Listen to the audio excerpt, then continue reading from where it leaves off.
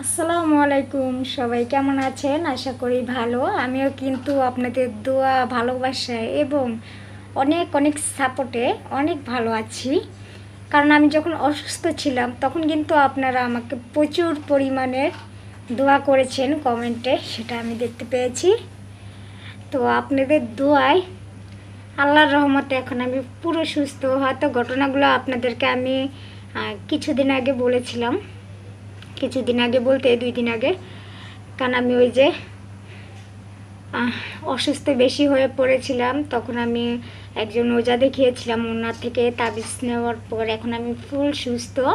এরপর থেকে আমি আর কোনো ডাক্তারের কাছে যাওয়া লাগেনি। তো আল্লাহর রহমতে সব মিলিয়ে আমি এখন পুরোভাবে সুস্থ রয়েছি, আলহামদুলিল্লাহ। তো যেটা বলতে চেয়েছিলাম, আজকে যে বিষয়টা নিয়েই আমি আপনাদের সামনে এসেছি, অবশ্যই সেটা আপনাদেরকে আমি শোনাবো। সেটা হচ্ছে, একজন বোন হয়ে, যেমন নিজের বোন হয়ে কিভাবে নিজের বোনের ক্ষতি করতে পারে। সত্যি এটা ভাবার বিষয়, অনেক কষ্টদায়ক একটা কথা। আমাদের এই বিল্ডিংয়ে, তো আমরা এখানে এসেছি বেশি দিন হয়নি, এখানে এসেছি প্রায় 1.5 মাসের মতো হয়ে গেছে। তো আমাদের নিচতলা একটা ঘটনা ঘটেছিল, এই যে সেটা আজকে আমি শুনতে পেলাম। এই ঘটনাটা গত রাত্রে হয়েছিল, কালকে রাত্রে আর কি। তো সেটা আমি অফিস থেকে এসে শুনতে পেলাম। তো শুনেছি বড় বোন, তো বড় বোন আর ছোটো বোন একসাথে থাকতো। তো ছোটো বোনের বিয়ে হয়নি, বড় বোনের আবার বিয়ে হয়েছে। তার ছেলে মেয়ে নেই, বড় বোনের ছেলে মেয়ে নেই, কিন্তু তাদের বিয়ে হয়েছে প্রায় 2 বছরের মতো।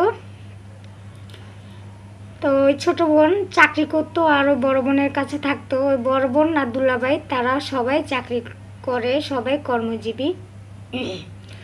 তো ছোটো বোনের আবার তাড়াতাড়ি অফিস ছুটি হয়ে যেত। আর বড় বোনের থেকে ছোটো বোন অতটাও সুন্দর ছিল না, বড় বোনই দেখতে সুন্দর। তো দুলাভাই শালির দিকে নজর দিয়েছে, মানে শালিকে মনে মনে পছন্দ করতো। তো কেউ জানতো না, বোনও জানতো না, শুধু শালি জানতো আর দুলাভাই জানতো। তো বোনের যেহেতু ছেলে মেয়ে নেই, শালিও দুলাভাইকে পছন্দ করতে শুরু করেছে।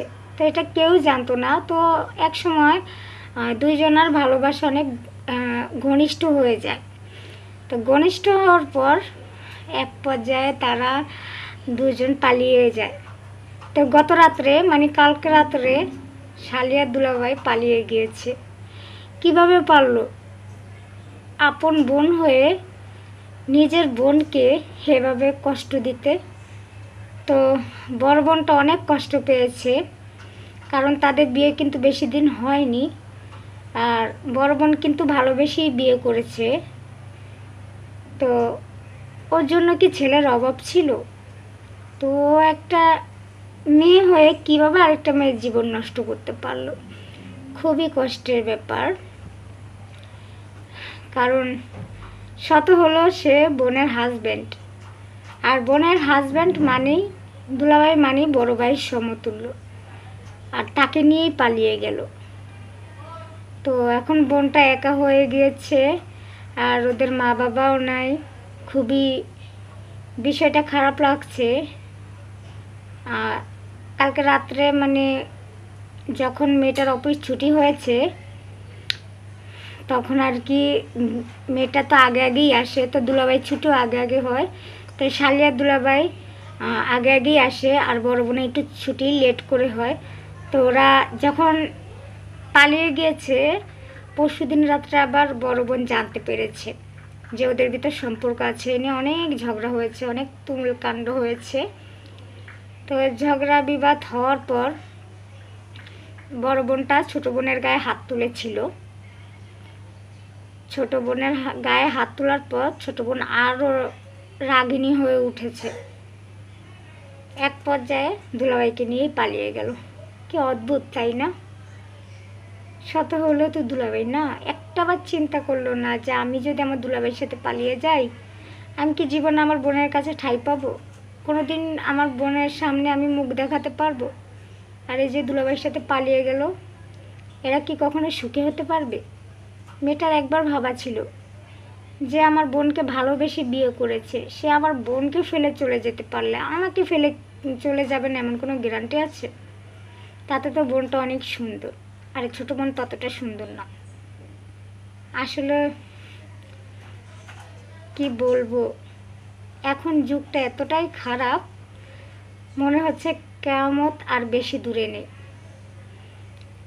আর বেশি দিন নেই কেয়ামত হতে।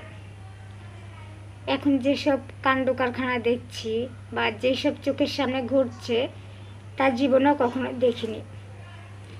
আশা করি এখন যে দিনগুলো যাচ্ছে সামনের দিকে, আমি মনে করি সামনের দিনগুলো আরও ভয়াবহ হতে পারে। তো সবাই সাবধানে থাকবেন, বিশেষ করে সব আপুদেরকে বলে রাখছি, ঘরে কখনো বোনকে রাখবেন না। আর দুলাভাইদেরকেও বলছি, ঘরে কখনো বেচালায় শালিদেরকে রাখবেন না। আর যদি রাখেনও শালিরা, আপনারা কিন্তু সাবধান হবেন। আর আপুরা আপনার বোনকে কিন্তু সাবধানে রাখবেন। কখন আপনার হাজব্যান্ডের থেকে আপনাকে আলাদা করে দিবে তার টেরও পাবেন না। তো সবাই ভালো থাকুন। আজকের ভিডিও এখানেই শেষ। আমার ভিডিওটা যারা প্রথম থেকে দেখেছেন সবাইকে অসংখ্য ধন্যবাদ। আশা করি সবাই সবসময় আমার ভিডিও দেখার সময় অবশ্যই একটা লাইক দিয়ে নেবেন। তো সবাই ভালো থাকবেন। আল্লাহ হাফেজ।